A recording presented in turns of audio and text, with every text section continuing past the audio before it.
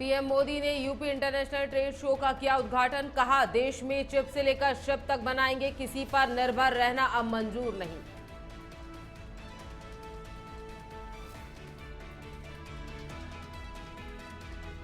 बांसवाड़ा दौरे पर पीएम मोदी पंडित दीनदयाल उपाध्याय जयंती पर प्रदेश को देंगे बड़ी सौगातें। सीएम भजनलाल शर्मा सहित वरिष्ठ नेता रहेंगे मौजूद।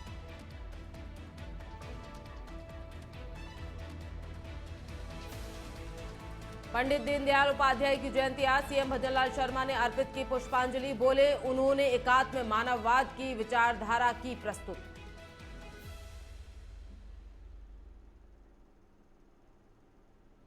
पंडित दीनदयाल उपाध्याय जयंती पर सीएम धामी ने दी पुष्पांजलि। उनके योगदान पर डाला प्रकाश। कहा, उनकी शिक्षाएं और आदर्श आज भी हमारे लिए प्रेरणा स्रोत। अब चलती ट्रेन से भी होगा दुश्मनों पर अटैक। रेल बेस्ड अग्नि प्राइम मिसाइल का सफल परीक्षण। रक्षा मंत्री राजनाथ सिंह ने डीआरडीओ एसएफसी को दी बधाई।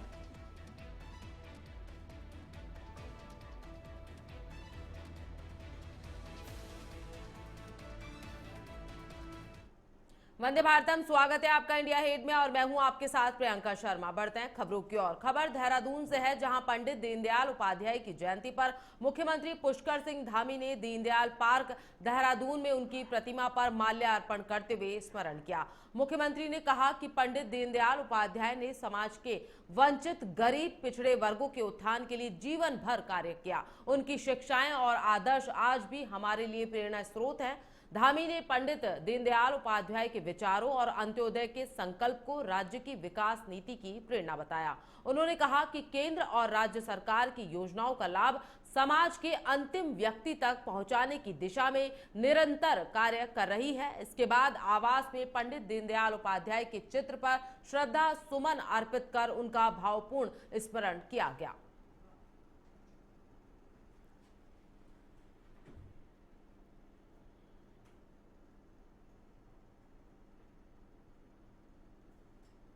केंद्रीय राज्य मंत्री अजय टम्टा अल्मोड़ा पहुंचे, जहां उन्होंने भाजपा कार्यकर्ताओं से मुलाकात कर केंद्र सरकार द्वारा जीएसटी में दी गई रियायत को ऐतिहासिक निर्णय बताया। उन्होंने कहा कि प्रधानमंत्री नरेंद्र मोदी के नेतृत्व में सरकार ने जीएसटी दरों में कटौती कर आम जनता और उद्योगों दोनों को राहत पहुंचाई है। मंत्री टम्टा ने इसे लोकल टू वोकल अभियान को मजबूती देने वाला कदम बताया और कहा कि इससे भारतीय उत्पादों को बढ़ावा मिलेगा और लोगों को सीधा आर्थिक लाभ पहुंचेगा। उन्होंने इस फैसले को सरकार की जनता के प्रति प्रतिबद्धता का प्रतीक बताया।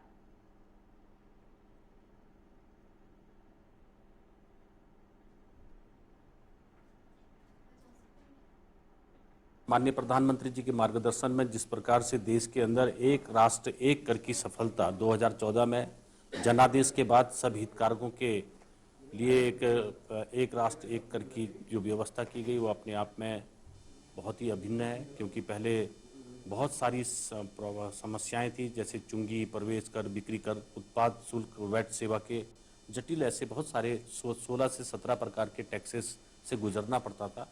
अलग अलग क्षेत्रों में, अलग अलग जगहों में ये अलग अलग कर दशा होने के कारण से कीमतें ऊपर नीचे रहती थी, मगर एक टैक्स के कारण से, एक राष्ट्र के कारण से सभी को वस्तुएं एक सामान्य प्रकार से मिल रही, जिसके कि देश के अंदर एक ऐतिहासिक परिवर्तन हुआ था। और अभी माननीय प्रधानमंत्री जी के माध्यम से जो हमने जीएसटी के अंदर जो नए रिफॉर्म 22 सितंबर 2025 से लागू किए, अब मुख्य रूप से 2 कर स्लैब रह गए, जो 5% और 18% थे, अब 12% स्लैब में जो 5% के उसमें आ रहे हैं, और जिसमें अधिकांश रोज़मर्रा की चीज़ें अपने आप में उसका बहुत बड़ा लाभ हमारे लोगों को मिलेगा, आम जनमानस को मिलेगा। और एक ऐतिहासिक ये निर्णय देश के लोगों के लिए सस्ते दरों में जो आम जनमानस की चीज़ें हैं वो उपलब्ध होगी। इससे एक बहुत बड़ी राहत आम जनमानस को होगी और स्वदेशी जो सामान है जो देश के अंदर ही बन रहा है उसके कारण से एक बहुत बड़ा लाभ हमारे जो बनाने वाले लोग हैं, जो लोकल वेंडर हैं या लोग लोकल काम करने वाले डेवलपमेंट